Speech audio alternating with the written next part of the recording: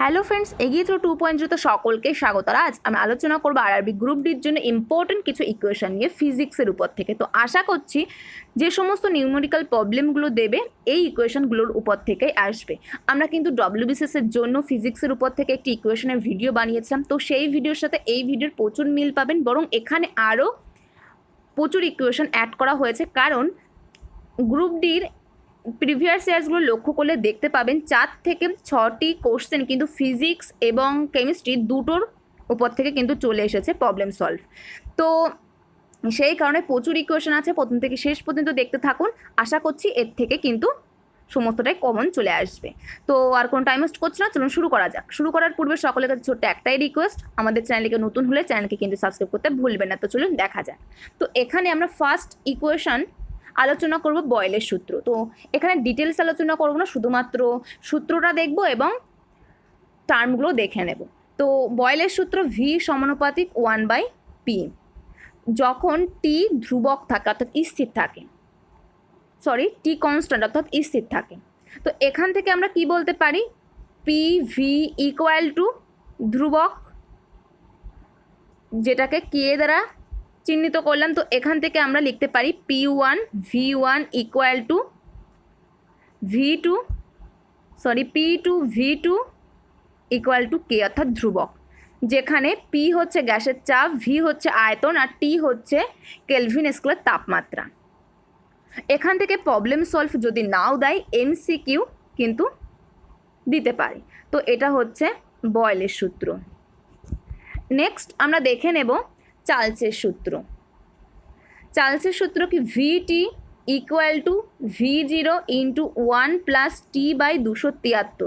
এটা হচ্ছে সেলসিয়াস স্কেলে চার্লসের সূত্র, যেখানে V0 হচ্ছে 0 ডিগ্রি সেন্টিগ্রেড উষ্ণতা বা সেলসিয়াস উষ্ণতায় গ্যাসের আয়তন, VTও হচ্ছে T ডিগ্রি সেলসিয়াস উষ্ণতায় গ্যাসের আয়তন, আর T হচ্ছে যে উষ্ণতায় T হচ্ছে উষ্ণতা সেলসিয়াস স্কেলে। তো এটাকে যদি আমরা কেলভিন স্কেলে বলি সেক্ষেত্রে ভি সমানুপাতিক হবে টি, যেখানে চাপ পি কিন্তু স্থির অর্থাৎ কনস্ট্যান্ট। তো এখান থেকে আমরা লিখতে পারি V1/T1 equal to V2/T2 equal to ধ্রুবক কনস্ট্যান্ট, যেখানে ভি হচ্ছে গ্যাসের আয়তন, টি হচ্ছে কেলভিন স্কেলের তাপমাত্রা বা পরম স্কেলের তাপমাত্রা, পি হচ্ছে গ্যাসের চাপ। তো এটা হচ্ছে চার্লসের সূত্র। এই কেলভিন স্কেলের সূত্রটা কিন্তু ভেরি ভেরি ইম্পর্ট্যান্ট, MCQ বা প্রবলেম সলভ যে কোনো একটা দিয়ে দিতে পারে। নেক্সট আমরা দেখে নেব চার্লস এবং বয়েলের সমন্বয় সূত্র। চার্লস এবং বয়েলের সমন্বয় সূত্র P1 V1/T1 equal to P2 V2/T2। P হচ্ছে চাপ, ভি হচ্ছে আয়তন গ্যাসের আর টি হচ্ছে কেলভিন স্কেলের তাপমাত্রা। তো এটা হচ্ছে চার্লস এবং বয়েলের সমন্বয় সূত্র। নেক্সট আমরা দেখে নেব সেলসিয়াস স্কেল এবং ফারেনহাইট স্কেলের মধ্যে সম্পর্ক, ভেরি ভেরি ইম্পর্ট্যান্ট কিন্তু এই ইকুয়েশনটি। C/5 ইকুয়াল টু F-32/9, যেখানে সি হচ্ছে সেলসিয়াস স্কেলের পার্ট এবং এফ হচ্ছে ফারেনহাইট স্কেলের পার্ট কোনো একটা নির্দিষ্ট উষ্ণতায়। তো সূত্রটা মনে রাখবেন, এখান থেকে কিন্তু ম্যাথ প্রবলেম দিয়ে দিতে পারে। নেক্সট আমরা দেখে নেব ওহমের সূত্র। ইম্পর্টেন্ট ভি সমানুপাতিক আই যখন টি অর্থাৎ উষ্ণতা স্থির থাকে। তো এখান থেকে আমরা কি লিখতে পারি, V equal to R into I, যেখানে আর হচ্ছে ধ্রুবক যাকে পরিবাহীর রোধ বলে, আর আই হচ্ছে প্রবাহ মাত্রা, ভি হচ্ছে পরিবাহীর বিভব প্রভেদ, আর টি এখানে উষ্ণতা। তো এটা হচ্ছে ওহমের সূত্র। নেক্সট আমরা দেখে নেব জুলের সূত্র। জুলের টোটাল 3টি সূত্র। 1 নম্বরে হচ্ছে এইচ সমানুপাতিক I² যখন আর এবং টি স্থির থাকে। 2 নম্বর হচ্ছে এইচ সমানুপাতিক আর যখন আই এবং টি স্থির থাকে। আর 3 নম্বর হচ্ছে এইচ সমানুপাতিক টি যখন আই এবং আর স্থির থাকে। তো এটা এই তিনটেকে যদি একত্রে লেখা হয় এইচ সমানুপাতিক I square into R into T এটা হবে। তো এটাকে যদি আমরা সমানুপাতিক চিহ্ন তুলতে চাই সেক্ষেত্রে H equal to I square R T by J হবে। তো এসআই পদ্ধতিতে জে এর মান কিন্তু হয়ে যায় 1। তো সেক্ষেত্রে আমরা লিখতে পারি H equal to I square R into T. তো এসআই পদ্ধতিতে আর এটা হচ্ছে ওহম এর একক হবে, টি সেকেন্ড, এইচ জুল এবং আই অ্যাম্পিয়ার। যেখানে আর হচ্ছে পরিবাহীর রোধ, আর কি পরিবাহীর রোধ, টি হচ্ছে তড়িৎ প্রবাহের সময়, এইচ হচ্ছে তাপ আর আই হচ্ছে তড়িৎ প্রবাহ মাত্রা। তো এই হচ্ছে জুলের সূত্র।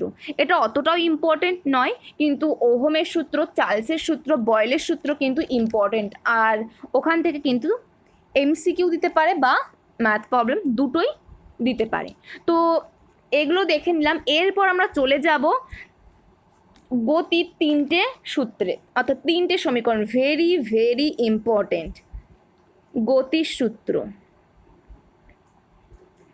1 নম্বর আছে V equal to U plus A T. 2 নম্বরে কি বলছে, 2 নম্বর হচ্ছে ভি এ square equal to U square plus 2as। 3 নম্বর S equal to U T plus half A T square. Very very important. 3 নম্বরটা ভেরি ভেরি ইম্পর্টেন্ট এবং 1 নম্বর ইম্পর্টেন্ট, 2 নম্বরটাও কিন্তু ইম্পর্টেন্ট। এখান থেকে কিন্তু কোশ্চেন একটা আপনি শিটে দেখতে পাবেন, যেখানে ভি হচ্ছে চূড়ান্ত বেগ, ইউ হচ্ছে প্রাথমিক বেগ, এ হচ্ছে বস্তু ত্বরণ, এস হচ্ছে দূরত্ব বা সরণ কতটা দূরত্ব যাচ্ছে, আর টি হচ্ছে সময়। তো এখান থেকে কিন্তু একটি কোশ্চেন আসতে পারে প্রবলেম সলভের উপর। 3 নম্বরটা কিন্তু ভেরি ভেরি ইম্পর্টেন্ট। এখান থেকে এ এর মান বার করতে দিতে পারে, এস এর মান বার করতে দিতে পারে। বস্তুটা যখন স্থির ছিল অর্থাৎ ইউ ইকুয়াল টু সেক্ষেত্রে 0 হয়ে যাবে, এই পার্টটা 0 হয়ে যাবে, তখন S equal to half A T square. এখান থেকে কিন্তু টি এর মান বলে দেবে, এস এর মান বলে দেবে, এ এর মান কত এটা কিন্তু আমাদের বার করতে দিতে পারে। তো একটা উদাহরণ আমি দিচ্ছি, যে একটি গাড়ি যখন ফার্স্ট স্থির অবস্থায় আছে এবং তারপর অপরিবর্তনীয় ত্বরণ সহ যাত্রা শুরু করে 2 সেকেন্ড পর 32 মিটার পথ অতিক্রম করলো। তো সেক্ষেত্রে ত্বরণের মান কত হবে? তো গাড়িটা প্রথমে স্থির অবস্থা ছিল অর্থাৎ ইউ ইকুয়াল টু কত 0 এবং 2 সেকেন্ড অর্থাৎ টি ইকুয়াল টু কত 2, কত মিটার পথ 32 মিটার পথ অতিক্রম করছে, তার মানে এস ইকুয়াল টু কত 32। তাহলে এ এর মান কত হবে? তো এখান থেকে যদি আমরা এ এর মানটা নির্ণয় করি, এই টোটাল পার্টটা 0 হয়ে যাচ্ছে, তাহলে S equal to half A T square, এটা আমরা পাচ্ছি। এস এর মান বলে দেওয়া আছে 32, হাফ ইন্টু এ ইন্টু 2 ইন্টু 2, 2 2 কাটছে, 2 কাটছে 16, সরি। তো এখান থেকে আমরা এ কত পাচ্ছি 16। তো এই ধরনের কিন্তু প্রবলেম সলভ দিতে পারে। তাছাড়া বলে দিতে পারে একটি বস্তু স্থির অবস্থা থেকে 2 সেকেন্ড পর বা 4 সেকেন্ড পর 16 মিটার পার সেকেন্ড বেগে চলতে থাকলে তার ত্বরণ কত। তো এটা 2 নম্বর সমীকরণ থেকে হলো, ফার্স্টের সমীকরণ থেকেও কিন্তু এরকম দিয়ে দিতে পারে। তো এই 3টে সমীকরণ কিন্তু ইম্পর্টেন্ট। নেক্সট, তো এটা হচ্ছে গতির 3টে সমীকরণ। নেক্সট আমরা দেখে নেব সমান্তরাল সমবায় এবং শ্রেণী সমবায়। তো সমান্তরাল সমবায় শ্রেণী সমবায়ের ক্ষেত্রে ফার্স্টে আমরা সমান্তরাল সমবায়টা দেখি। সমান্তরালের ক্ষেত্রে তুল্য রোধের মান বার করতে দিতে পারে, তুল্য রোধ। তো যদি n সংখ্যক রোধ পরস্পর সমান্তরাল সমবায়ে যুক্ত থাকে সেক্ষেত্রে তুল্য রোধের মান কত হবে 1/r equal to 1/r1 plus 1/r2 plus 1/r3 plus dot dot dot 1/rn। n সংখ্যক রোধটা কিন্তু এইভাবে যোগ হয়ে যাবে। তো এটা আর, যেখানে আর হচ্ছে তুল্য রোধ আর R1 হচ্ছে R1 R2 R3 3Rn এগুলো কিন্তু পরস্পর যুক্ত করা আছে। তো এটা হচ্ছে সমান্তরাল সমবায়ের ক্ষেত্রে। শ্রেণী সমবায়ের ক্ষেত্রে সেক্ষেত্রে কি হবে, তুল্য রোধের মান R = R1 + R2 প্লাস এইভাবে যুক্ত হতে হতে Rn পর্যন্ত। তো একটা উদাহরণ দিই, যদি 3 ওহম কোন বিশিষ্ট রোধ সমান্তরাল সমবায়ে যুক্ত থাকে, ওহম বিশিষ্ট 3টি রোধ যদি সমান্তরাল সমবায়ে যুক্ত থাকে, সেক্ষেত্রে তুল্য রোধের মান কত? সমান্তরাল সমবায়ে যুক্ত আছে 1/R = 1/3 1/3 1/3, তো 3/3 3 3 কাটছে 1 ওহম। আর যদি শ্রেণী সমবায়ের ক্ষেত্রে তাহলে 3 + 3 + 3 9, তো ওহম। তো এগুলো কিন্তু দিতে পারি। নেক্সট দেখে নেব F = G × M1 M2/R², যেখানে F হচ্ছে মহাকর্ষীয় বল, G হচ্ছে মহাকর্ষীয় ধ্রুবক, R হচ্ছে দুটি বস্তুর কেন্দ্রের মধ্যে দূরত্ব, M হচ্ছে প্রথম বস্তুর ভর, M1 হচ্ছে প্রথম বস্তুর ভর, M2 হচ্ছে দ্বিতীয় বস্তুর ভর। তো এখান থেকে কিন্তু R এর মান পরিবর্তন করে বলতে পারে F এর মান কীভাবে পরিবর্তিত হবে। তাছাড়া F এর মান বলে দিয়ে G এর মান অবশ্যই বলে দেওয়া থাকবে, বা G এর মানও বার করতে দিতে পারে দুটির মান দিয়ে দিয়ে।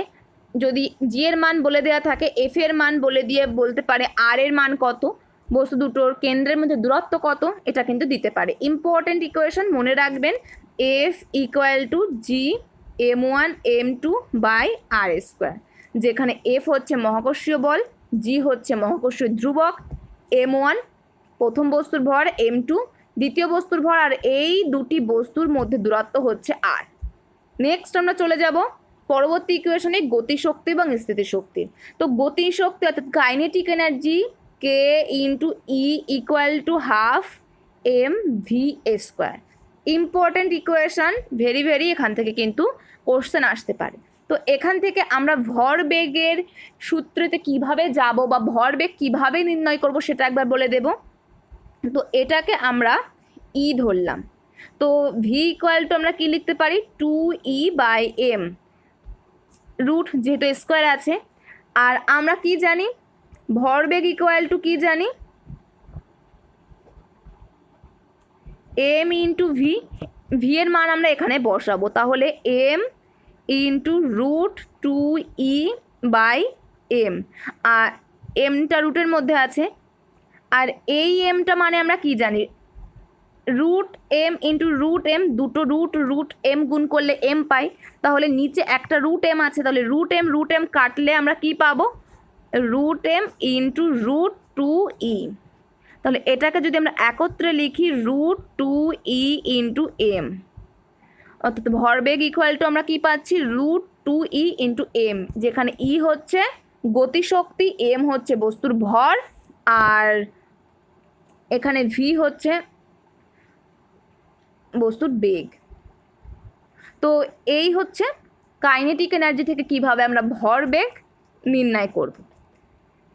নেক্সট আমরা চলে যাব স্থিতিশক্তি। Potential energy PE = mgh। তো এখান থেকে কিন্তু আমাদের ফার্স্ট ইকুয়েশনটা কিন্তু ভেরি ইম্পর্টেন্ট। এখান থেকে কিন্তু আমাদের V এর মান বলে দিয়ে, M এর মান বলে দিয়ে এনার্জির মান নির্ণয় করতে দিতে পারে, বা এনার্জির মান বলে দিয়ে V এর মান নির্ণয় করতে দিতে পারে, সেক্ষেত্রে M এর মানও বলা থাকবে। আর এখানে H হচ্ছে বস্তুটা ভূপৃষ্ঠ থেকে কতটা উচ্চতায় আছে সেটা বোঝাতে H, G হচ্ছে অভিকর্ষজ ত্বরণ, M হচ্ছে বস্তুর ভর, আর স্থিতিশক্তি = mgh। তো এখান থেকে কিন্তু H এর মান বার করতে দিতে পারে, M এর মান বা স্থিতিশক্তির মান, যে কোনো কিছু বার করতে দিতে পারে। তো নেক্সট আমরা আলোচনা করব নিউটনের গতিসূত্র, ভেরি ইম্পর্টেন্ট, এখান থেকে কিন্তু কোশ্চেন দিতে পারে। F = m × a, যেখানে a হচ্ছে ত্বরণ, m হচ্ছে বস্তুর ভর, আর f হচ্ছে বল। তো এখান থেকে আমরা আরেকটি জিনিস বার করতে পারবো, ভরবেগের সাথে F অর্থাৎ বল কিভাবে সম্পর্কিত। তো আমরা ত্বরণ = কি জানি, বেগের পরিবর্তন বাই সময়, del V by del T, বেগের পরিবর্তন বাই সময়। বেগের পরিবর্তন অর্থাৎ চূড়ান্ত বেগ মাইনাস প্রাথমিক বেগ V minus U by T, এটা আমরা লিখতে পারি। তাহলে M into V minus U by T, এটা আমরা লিখতে পারি। তাহলে M V minus M U by T, এটা আমরা লিখতে পারি। তাহলে এটা আমরা কি পাচ্ছি, বেগের পরিবর্তন বাই সময় ইকুয়াল টু কত, এফ। তো এটাই হচ্ছে বলের সাথে বেগের পরিবর্তনের সম্পর্ক। এখান থেকে যদি বেগের পরিবর্তন নির্ণয় করতে দিতে পারে, যদি বল আর সময়ের মান দিয়ে বেগের পরিবর্তন কিন্তু নির্ণয় করতে দিতে পারে, তো এই কারণে এটা বলে রাখলাম। তাছাড়া F equal to M into A, এই সূত্র ব্যবহার করে আমরা কার্যের সাথে সম্পর্ক নির্ণয় করতে পারি। তো কার্য ডব্লিউ ইকুয়াল টু, এর একটা সমীকরণ আছে, এটাও important, W equal to F into S. এখানে আমরা এফ এর মান বসিয়ে এম এ ইন্টু এস এটা পাই, এখান থেকে কিন্তু কার্য নির্ণয় করতে পারি। তাছাড়া এই যে সমীকরণ, এটা নিয়ে আমরা একটু কথা বলবো। W equal to F into S, F হচ্ছে বস্তুর বল আর এস হচ্ছে ত্বরণ আর ডব্লিউ হচ্ছে কৃতকার্য। তো বল আর ত্বরণের মধ্যবর্তী কোণ যদি থিটা হয়, সেক্ষেত্রে আমরা লিখতে পারি F cos theta into S W equal two, তো এখান থেকে কিন্তু থিটার মানও বার করতে দিতে পারি। তো মনে রাখবেন, ইম্পর্টেন্ট। নেক্সট আমরা দেখে নেব তরঙ্গ দৈর্ঘ্যর সাথে কম্পাঙ্ক কিভাবে সম্পর্কিত। তো তরঙ্গ দৈর্ঘ্য ল্যামডা ইকুয়াল টু বেগ ভি বাই কম্পাঙ্ক এন। তাহলে এখান থেকে আমরা লিখতে পারি V equal to N into lambda, যেখানে ভি হচ্ছে বেগ। যদি কোনো শব্দের তরঙ্গ দৈর্ঘ্য নির্ণয় করতে দিতে পারে, তাহলে তরঙ্গের বেগ হচ্ছে ভি, এন হচ্ছে কম্পাঙ্ক, আর ল্যামডা হচ্ছে শব্দের তরঙ্গ দৈর্ঘ্য। তো ইম্পর্টেন্ট, মনে রাখবেন। নেক্সট আমরা দেখে নেব Q equal to I into T, এটাও কিন্তু ইম্পর্টেন্ট। কিউ হচ্ছে তড়িৎ আধান, আই হচ্ছে তড়িৎ প্রবাহ, আর টি হচ্ছে সময়। তো এখন এই ইকুয়েশন থেকে আমরা প্রচুর ইকুয়েশন বার করব, প্রায় 7টা থেকে 8টা একটু দেখতে হবে। তো এখন যদি আমরা অসীম দূরত্ব থেকে ভি বিভব প্রভেদকে অতিক্রম করিয়ে কোনো আধানকে নিয়ে আসি, সেক্ষেত্রে আমরা একটা কৃতকার্য পাই। তাহলে সেক্ষেত্রে আমরা কৃতকার্য W equal to Q into V, এটা লিখতে পারি। এখন এখানে আমরা কিউ এর মান বসিয়ে W equal to I T into V এটা পাই। আবার আমরা কি জানি, সময়ের সাপেক্ষে কার্য করার যে হার, সেটাকে ক্ষমতা বলে। তাহলে পি ইকুয়াল টু আমরা কি লিখতে পারি, সময়ের সাপেক্ষে কার্য করার হার, P equal to W by T. তাহলে এখান থেকে আমরা ডব্লিউর মান বসিয়ে কি পাবো, I T V by T. তাহলে এখান থেকে আমরা পি ইকুয়াল টু কী পাচ্ছি, I into V into I, V into I, যেখানে পি হচ্ছে বৈদ্যুতিক ক্ষমতা, ভি হচ্ছে বিভব প্রভেদ, আই হচ্ছে প্রবাহ মাত্রা। আবার এখান থেকে আমরা আরেকটি জিনিসও লিখতে পারি, ডব্লিউ ইকুয়াল টু কিন্তু আমরা একটু আগে দেখলাম P equal to W by T, W equal to আমরা একটু আগে কি দেখলাম, এফ ইন্টু এস। তাহলে F into S by T. আবার আমরা ভি ইকুয়াল টু কী জানি, এস বাই টি। সময়ের সাপেক্ষে বস্তুর সরণের যে হার, তাকেই বেগ বলি। তাহলে এফ ইকুয়াল টু আমরা কি লিখতে পারি, V, P equal to F into V, এটাও একটা সূত্র হয়ে গেল। তাছাড়া আমরা একটু আগে যেটা দেখলাম, P equal to I into V, এই সমীকরণটা নিয়ে এবার কাজ করব। P equal to I into V, আমরা কি জানি, ওহমের সূত্রের ক্ষেত্রে কি দেখেছি, V equal to I into R. তো এখানে ভি এর মান বসাবো, ভি এর মান বসালে কত পাই, আই স্কোয়ার ইন্টু আর পাচ্ছি, পি ইকুয়াল টু, এটাও কিন্তু ইম্পর্ট্যান্ট একটা সূত্র, যেখানে আর হচ্ছে রোধ, পি বলেছি ক্ষমতা, আর আই হচ্ছে প্রবাহ মাত্রা। এখান থেকে কিন্তু আমরা আরও একটা ইকুয়েশন পাই, I square in R into R, যেহেতু উপরে আমরা আর গুণ করছি, নিচে একটা আর গুণ করব, আর কাটলে কিন্তু আমরা আই স্কোয়ার ইন্টু আরই পাবো। তো সেই কারণে এটা উপর নিচে আর গুণ করলাম। I square into R square by R. I square R I into R আমরা কি জানি ভি, তাহলে এখান থেকে আমরা লিখতে পারি V square by R. P equal to আমরা এই সমীকরণটাও পেলাম, পি ভি আর আর এর মধ্যে সম্পর্ক। তো এইভাবে আমরা টোটাল যে সম্পর্কগুলো পেলাম একবার পর পর বলে দেব। Q equal to I into T, W equal to V into Q, W equal to V I into T, P equal to V into I, V equal to I R, এটা আমরা ওহমের সূত্রে দেখেছি। এটার থেকে আমরা P equal to I square into R এটা পাচ্ছি। তো আর এখানে আরেকটা পেলাম P equal to V square by R. তাছাড়া P equal to F into V. তো এতগুলো সম্পর্ক কিন্তু আমরা পেলাম। ক্ষমতার সাথে বল এবং বেগের সম্পর্ক, ক্ষমতার সাথে বেগ রোধের সম্পর্ক, তড়িৎ প্রবাহ মাত্রা রোধের সম্পর্ক, তাছাড়া বেগ তড়িৎ প্রবাহ মাত্রার সম্পর্ক, এতগুলো সম্পর্ক কিন্তু পেলাম। তো ক্ষমতা কিন্তু নির্ণয় করতে দিতেই পারে, তো আপনারা মনে রাখবেন সেক্ষেত্রে তড়িৎ প্রবাহ মাত্রা দিচ্ছেন এবং রোধ দিচ্ছে নাকি বল দিচ্ছেন, বেগ দিচ্ছেন। তো এই টার্মগুলো কিন্তু মনে রাখবেন, যেখানে প্রত্যেকটি টার্ম বলে দিলাম কোনটা কোন টার্ম। তো টোটাল 4টি ইকুয়েশনকে পেলাম কিন্তু পি দিয়ে। অবশ্যই মনে রাখবেন, এখান থেকে কিন্তু আপনি কোশ্চেন দেখতে পান, কোশ্চেন আসলেও কিন্তু আসতে পারে। তো নেক্সট আমরা দেখে নেব লেন্সের থেকে ইম্পর্টেন্ট কিছু সূত্র।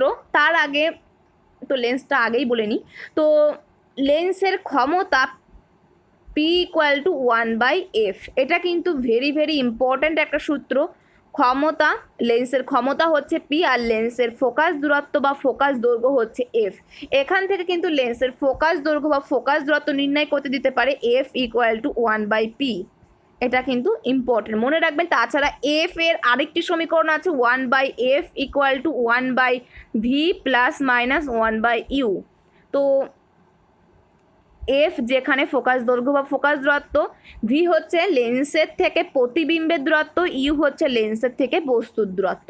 লেন্সের উপর আরেকটি ইকুয়েশন আছে রৈখিক বিবর্ধন বলে, এম ইকুয়াল টু প্রতিবিম্বের দৈর্ঘ্য বাই বস্তুর দৈর্ঘ্য, ভি বাই ইউ। এটাও ইম্পর্টেন্ট। তো এই 3টে সমীকরণ জানা থাকলে কিন্তু যথেষ্ট। তো এটা শুধুমাত্র 9-10-এর বেসিসেই নয়, 11-12-এর বেসিসেও কিন্তু আমি এই ভিডিওটা বানাচ্ছি। তাছাড়া আমরা আরেকটি সমীকরণ দেখে নেব রোধ। এটা কিন্তু ভেরি ভেরি ইম্পর্টেন্ট, কোশ্চেন দেখতে পাবেন যে R equal to rho L by A, যেখানে আর হচ্ছে রোধ, রো হচ্ছে রোধাঙ্ক বা আপেক্ষিক রোধ, এল হচ্ছে দৈর্ঘ্য, এ হচ্ছে ক্ষেত্রফল। তো এখান থেকে এল এর মান বাড়িয়ে বা কমিয়ে, ব্যাসার্ধের মান বাড়িয়ে বা কমিয়ে, রোধাঙ্কের মান বলে দিয়ে আর এর মান কিন্তু জিজ্ঞাসা করতে পারে। তো এল এর মান 2l করে দিল, এক্স অর্থাৎ ব্যাসার্ধ। মনে করুন কোনো একটি তার রোধ কত সেটা নির্ণয় করতে দিল। তো এখন তারটির যে দৈর্ঘ্য এল সেটাকে বাড়িয়ে 2l করলো এবং এর যে ব্যাসার্ধ এক্স সেটাকে কমিয়ে x/2 করলো। আর রোধাঙ্ক অর্থাৎ আপেক্ষিক রোধ এর মানটা বলে দেওয়া থাকলো। তো আর এর মান কত সেটা কিন্তু নির্ণয় করতে দিতে পারে। তো এক্স ব্যাসার্ধ, সেখান থেকে আমরা ক্ষেত্রফল পেয়ে যাব, ক্ষেত্রফল মানে এ। তো এইভাবে কিন্তু নির্ণয় করতে দিতে পারে। নেক্সট আমরা দেখে নেব, তো আর আমাদের খুব বেশি নেই, এটাই কিন্তু এরপর আর দুটো ইকুয়েশনের কথা বলবো।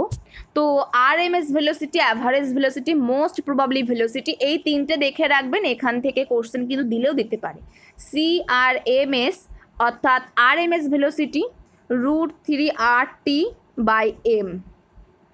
C average velocity C average এইভাবে চিহ্নিত করা হয় √8RT/m। Most probably velocity CA, এটাকে এইভাবে ডিনোট করা হয় CM দিয়ে,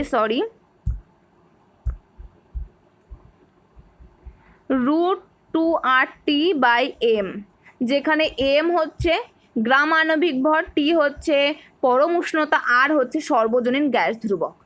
তো এখানে তিনটের অনুপাত বার করতে দিতে পারে, বা যে কোনো একটি ইকুয়েশন সিআরএমএস বেগ কিন্তু দিতে পারে, যে সিআরএমএস বেগ কত বা অ্যাভারেজ ভেলোসিটি কত, এগুলো কিন্তু দিয়ে দিতে পারে। তো সেক্ষেত্রে ইকুয়েশনগুলো কিন্তু মনে রাখতে হবে। নেক্সট আমরা আরেকটি সমীকরণ দেখব সরল দোলগতির ক্ষেত্রে, এটা কিন্তু দিতে পারে, তো সেই কারণে নিয়ে এসেছি। ইম্পর্টেন্ট আছে পর্যায়কাল বা দোলনকাল। সরল দোলগতির পর্যায়কাল বা দোলনকাল যদি টি হয় সেক্ষেত্রে 2π√L/g, T equal to 2π × √L/g, যেখানে জি হচ্ছে অভিকর্ষজ ত্বরণ, এল হচ্ছে সরল দোলগতির দৈর্ঘ্য, আর এই দুটো তো কনস্ট্যান্ট 2π। তো এখান থেকে কিন্তু টি এর মান অর্থাৎ দোলনকালের মান নির্ণয় করতে দিতে পারে। তো এই টি ইকুয়াল টু আমরা 2π/ω এটাও লিখতে পারি। তো ওমেগার মান বসিয়ে কিন্তু এই সমীকরণটা নিয়ে আসা হয়েছে। ওমেগার মান W ইকুয়াল টু 2π × n, যেখানে n হচ্ছে কম্পাঙ্ক, আর তো ওমেগার মান যদি এখানে আমরা বসাই তাহলে টি ইকুয়াল টু 1/n পাই। তো এক্ষেত্রে কিন্তু সরল দোলগতির পর্যায়কাল যদি দেওয়া থাকে সেক্ষেত্রে আমরা কম্পাঙ্ক বার করতে পারবো, বা কম্পাঙ্ক দেওয়া থাকলে পর্যায়কাল কিন্তু বার করতে পারবো। তো এই হচ্ছে আমাদের টোটাল ইকুয়েশন। আশা করছি এর থেকে কিন্তু কমন চলে আসবে।